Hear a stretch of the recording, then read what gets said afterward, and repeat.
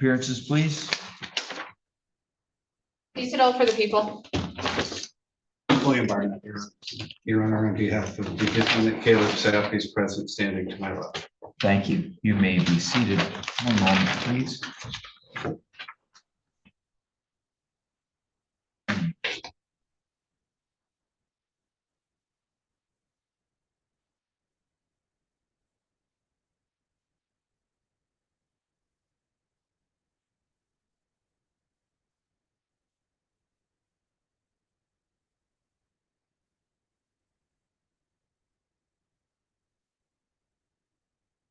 All right. In this particular file, the court signed a judgment of sentence on August 28th of 2025. Sentenced the defendant to 270 days with 94 days of credit, and placed the defendant on a period of. That placed him on probation. Oh wait, that was after the probation violations. Sorry. All right, what are we here for today? We've got a handwritten pleading filed by Mr. Sapp. This is a motion for a reduction of 25% under MCL 801.257. Mr. Barnett, I know you didn't draft this, but I assume you've been hired to cover it now. Any argument? Anything to add to it, sir? Good morning, Your Honor. William Barnett, I feel this as a pro bono effort. Mr. Sapp may wish to speak as well, if the court would consider that. Yeah, sure.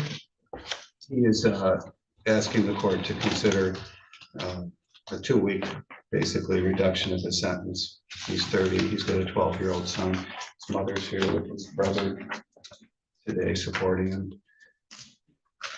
The prosecutor's office has talked to the jail about this. They may have hoping in a favorable position. Had no tickets in jail. He's been a trustee since September. He's now a hall porter. He was cooking before, cleaning as well. He's been a model inmate. I know him through a pending neglect and abuse case that's hanging out in the probate, well, actually family division of the circuit court in front of Judge Van Alt, where he is working to retain his parental rights. He's got a timeline that's very tight that come out a couple of weeks early would help him get going on the program that he needs to do to stop his parental rights from being terminated. The time is of the essence. I did indicate to him if he filed it and got a court date, I would show up and help him. It was filed, and I just followed it up by asking if there was a court date today. Today's the day it was set for. He does have a job lined up at Sara Lee in Traverse City. He's put in a tremendous effort to get clean. He's not always been successful. He has attended a ton of NA meetings with multiple pages showing that. He's completed 4 treatments, 1 detox. And he'd been in sober living at one point. It's unfortunate the jail doesn't have time off anymore for trustee work, because he would be the #1 candidate over there.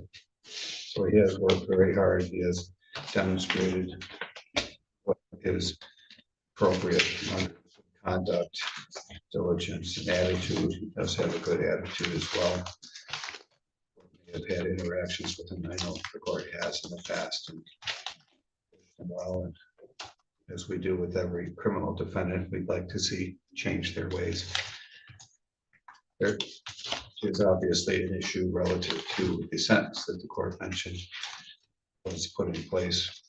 I would ask the court to consider allowing the 25% reduction based on good behavior, attitude, diligence, above and beyond what most inmates do. He's also continuing his regimen in jail to a degree, the best he can. It would help him not have his parental rights, or at least give him a better chance to get back on the parent agency treatment plan and show that he's progressing. Child that's still under his name that he would like to retain and getting out earlier. This is outdated as January 5th. It's not a tremendous change. However, to him it is, and it would make a difference, a world of difference to have a head start on what he needs to do to short circuit what could be his termination of parental rights for a child that's very young. Thank you. Thank you. Ms. Dahl? Thank you, Your Honor. The people opposed this motion. The reason the people oppose it is because he was given a chance. He was given multiple chances. He was given probation.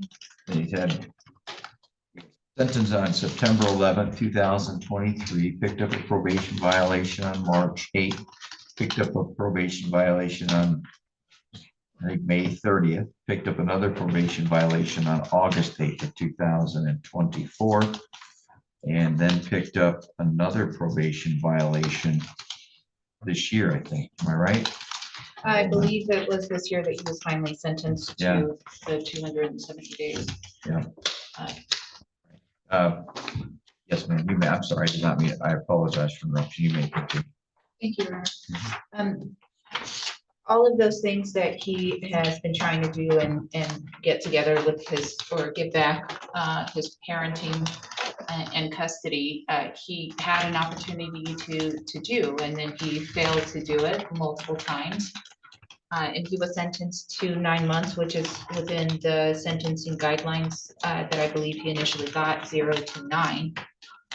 The court could have gone above those based on his performance on probation, but the court chose not to. So I believe the court was fair in giving 270 days. And although his behavior has been positive while in the jail, I did have contact with the sergeant from the jail, and he has not had any misconduct while he was in jail, but based on his performance on probation and the grace he was given, he did not use it. And the fact that he has now been given forced sobriety in the jail and has been able to behave properly in the jail does not negate the chances he was given, and then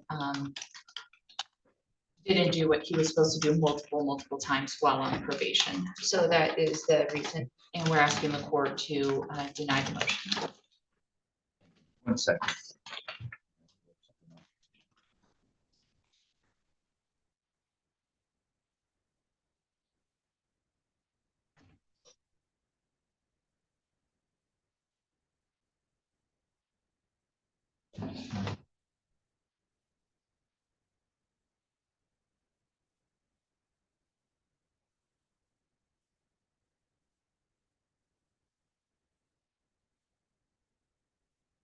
All right. Anything else you wish me to consider, Mr. Barnett?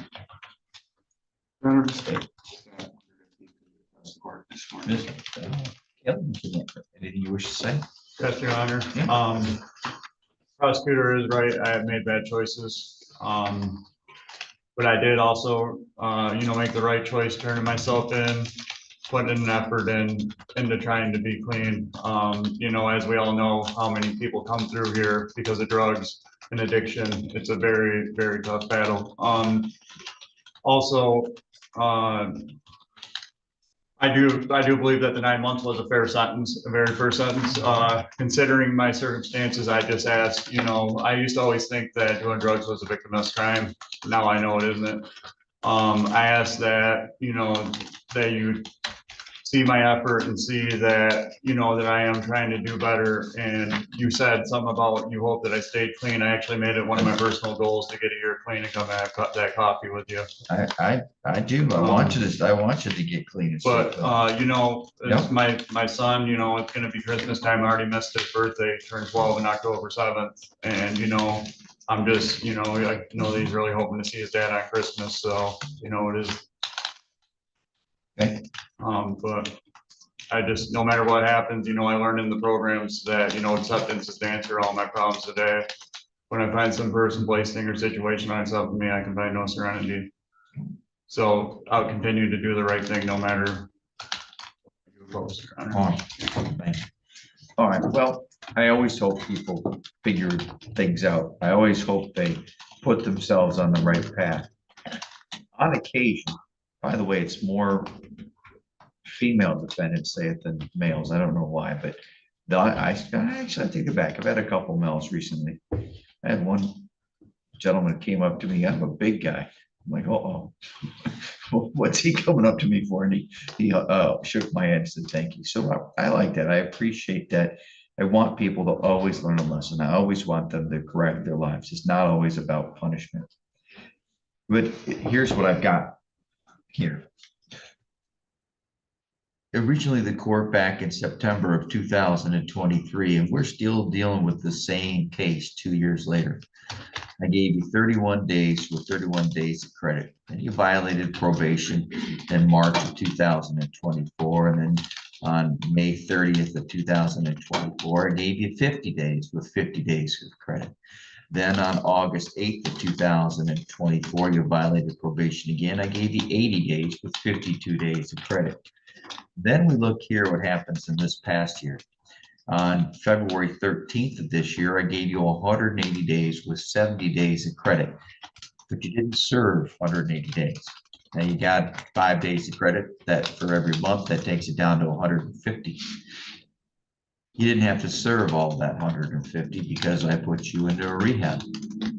And you only had to serve an additional 24 days out of that 180.